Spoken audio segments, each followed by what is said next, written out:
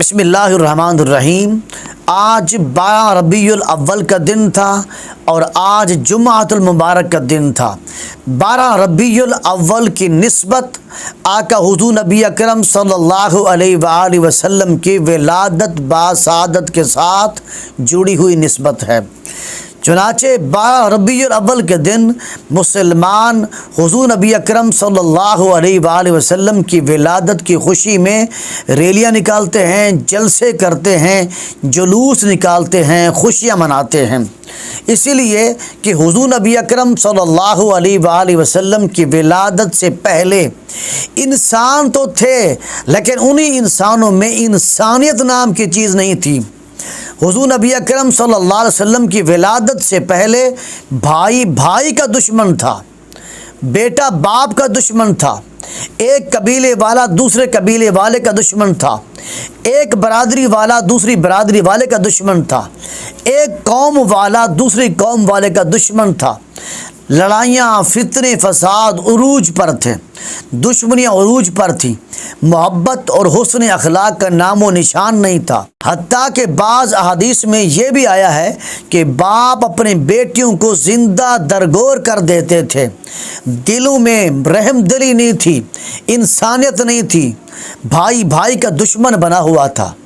تو حضور نبی اکرم صلی اللہ علیہ وسلم کی ولادت باسعادت کی برکت سے انہیں انسانوں کو انسانیت ملی تھی، ان کے دلوں میں رحم دلی پیدا ہو گئی تھی، انہیں انسانوں میں حسن اخلاق پیدا ہو گیا تھا، انہیں انسانوں میں محبت پیدا ہو گئی تھی، نفرتیں ختم ہو گئی تھیں، کدورتیں ختم ہو گئی، دشمنیاں ختم ہو گئی تھی حضور نبی اکرم صلی اللہ علیہ وآلہ وسلم کی ولادت کی برکت سے۔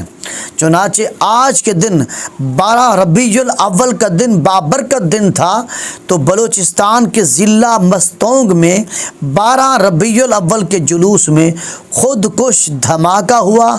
پولیس افسر سمیت تقریباً 60 افراد سے بھی زیادہ شہید ہو گئے۔ انا للہ و انا الیہ راجعون۔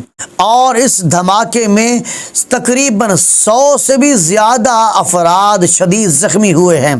اللہ تعالیٰ شہداء کے درجات بلند فرمائے، اور جو زخمی ہوئے ہیں اللہ جل مجدہ ان کو جلد صحت یابی عطا فرمائے۔ اللہ تعالیٰ ان کی لواحقین کو صبر جمیل عطا فرمائے۔ اب سوال یہ ہے کہ یہ کون لوگ ہیں، ان کے پاس کس کا دین ہے، ان کی تربیت کون کرتا ہے؟ خود کش دھماکہ کر کے اپنی بھی جان ضائع کرتے ہیں اور دوسرے مسلمانوں کے بھی گھر ویران کر دیتے ہیں۔ یاد رکھ لیں ایک مسلمان کا مقام کیا ہے۔ چنانچہ سنن ابن ماجہ میں یہ حدیث موجود ہے، حضرت عبداللہ بن عمر رضی اللہ تعالیٰ عنہ سے روایت ہے کہ انہوں نے حضور نبی اکرم صلی اللہ علیہ وسلم کو خانہ کعبہ کا طواف کرتے دیکھا اور یہ فرماتے ہوئے سنا، اے کعبہ تو کتنا عمدہ ہے اور تیری خوشبو کتنی پیاری ہے، تو کتنا عظیم المرتبت ہے اور تیری حرمت کتنی زیادہ ہے۔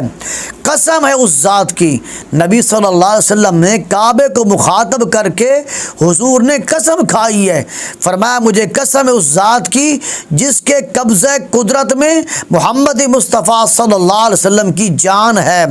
فرمایا مومن کے جان مال کی حرمت اللہ کے نزدیک تیری حرمت سے بھی زیادہ ہے۔ اب آپ خود سوچ لیں کہ جو لوگ خود کش دھماکے کرتے ہیں ان کا مذہب کیا ہے، ان کا دین کیا ہے، یہ کس کا کلمہ پڑھتے ہیں؟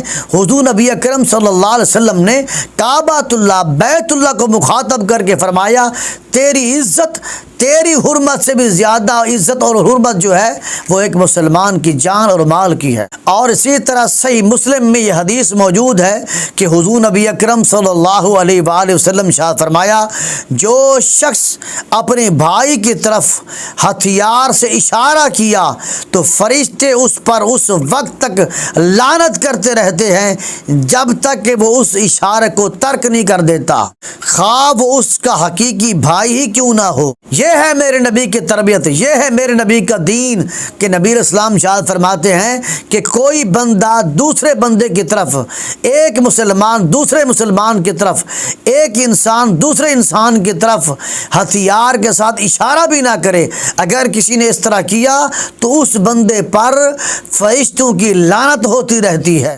تو خلاصہ کلام یہ ہے کہ حضور نبی اکرم صلی اللہ علیہ وسلم کے دین میں، دین محمدی صلی اللہ علیہ وسلم میں خود کش دھماکے کرنا حرام ہے، کسی مسلمان کو اذیت دینا حرام ہے، کسی انسان کو تکلیف دینا حرام ہے۔